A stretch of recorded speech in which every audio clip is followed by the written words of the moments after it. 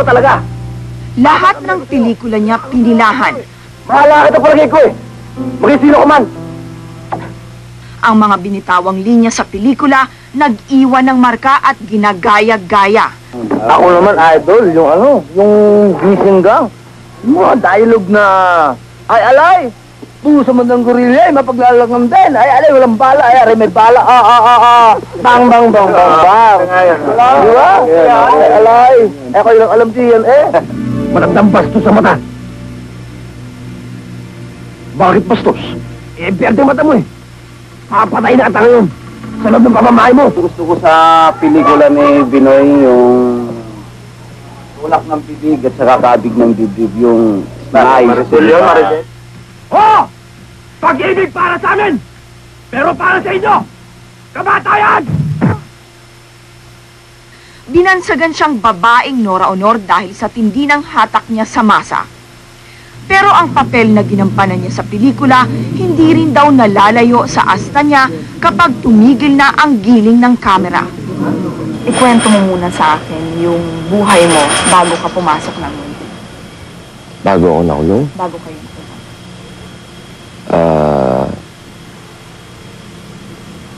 Buhay ng karahasan. Pagsasamantala sa sarili, sa ibang tao. At pagiging mapusok. Yun ang buhay ko bago ako nakulong. Na maituturing ang kwento ng buhay ni Robin Padilla. 4 na taon ang binuno niya sa Munti dahil sa kasong illegal possession of firearms. Pero nang lumabas siya sa Munti, ibang Robin ang bumulaga sa publiko. Natapos ang masasayang araw ng pagiging matinik niya sa babae at ang landas na likuliko unti-unting tinuwid ni Robin. Ang dahilan daw ng lahat ng ito, ang pagbabalik Islam niya. Ba't ako nag-Muslim? Kasi sinunod ko yung Biblia eh. Sabi ng Biblia, mahalin mo ang nag-iisang Diyos. Sa Islam, itinuturo yung iisa lang ang Diyos. At kailanman, siya lang mag-isa. Nagkita kami ni Robin sa airport. Palipad kami ng hulo. Pinakilala pa niya ako sa tropang kasama niya. Mga artista galing Australia at ang buong grupo naggagawa ng dokumentaryo sa Mindanao. Kasama rin ni Robin ang panganay na si Queenie at ang asawa ni Nur Miswari. Binigyan niya kami ng pagkakataong silipin ang pinakabagong misyon niya sa hulo.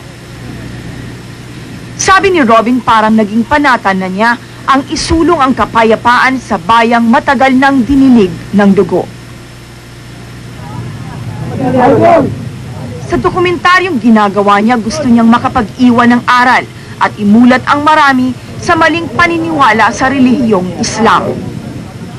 Ako ang isang balik Islam na artista at isang tagagawa ng pelikula.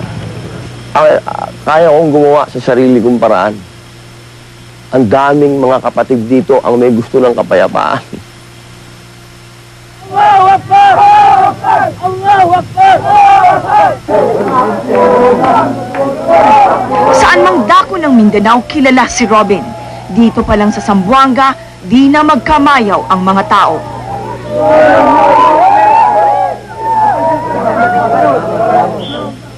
Sa bayang nasanay na sa giyera, hindi nakapagtataka na maging pangunahing pang-aliw ang pelikula.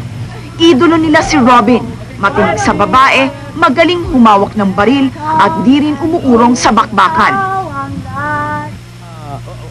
Hindi basta makapagre-react dito ang Malacanang sa ganitong... Kaya hindi rin nakapagtataka na kahit ang mga Abu Sayyaf kilala siya. Ni-request pa siyang maging peace negotiator.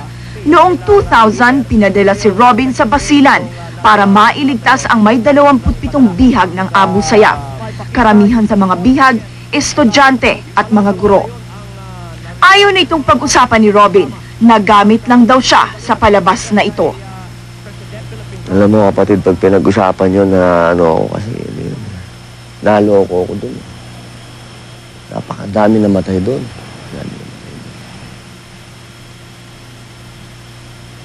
Kailangan ba natin pag-usapan yun? Basta masabi ko naloko ko dun. Ayaw Kailangan na rin niyang tukuyin kung sino ang nanloko. Malalim yun, kapatid. Malalim yun. Pagka inisip natin sa ngayon, eto na yun, no? Yung nangyayari ngayon. Yun yung unang bulusok. Eto ang nangyayari ngayon, ang ani. Kung sino man yung mga nag-isip nun, kung sino man yung conspiracy yun, kapatid. Tinitingnan nila kung ano ang epekto ng terorismo dito sa Pilipinas. Sino sa palagay mo ang tatawagin nila para ang masa buong Pilipinas manood? Ang maging balik Islam sa panahong ito, tila maraming ang kapalit. Nariyang pagbintangan silang terorista. Kahit si Robin, paulit-ulit nang naharas sa airport tuwing pupunta sa Australia para dalawin ang pamilya niya. Ang una nila itatanong sa'yo, oh, Mr. Padilla, mayroon kang connection sa mga terorista, pinatawag ka, umakyat ka pa sa bundok. Excuse me. Ito ka muna, dadaling ka muna sa isang kwarto nun. Nakausapin ka muna doon. Medyo, ikaw kwento mo lang ang buhay mo, 10 years. Backward, papunta, ilang oras yun, naharas ka na. Pero ang balik Islam na si Robin ang tila nagbibigay naman ng pag-asa sa mga kapatid na Muslim sa Hulo. Pagbaba ng pier, dinumog na siya. Hindi pa rin nasiyahan ang mga tagahanga niya. Hinabol pa ng motorsiklo ang kanilang idolo. Idol ko si Robin kasi marami ako kulik sa mga CD niya. Kasi marunong siyang acting at saka dialogue niya. It's nice to be back. Sabi niya sa ulo. Bakit mo idolo si Robin Padilla? Dahil sa pagiging na Muslim. Bata matanda, nagnanais masilayan man lang si Robin.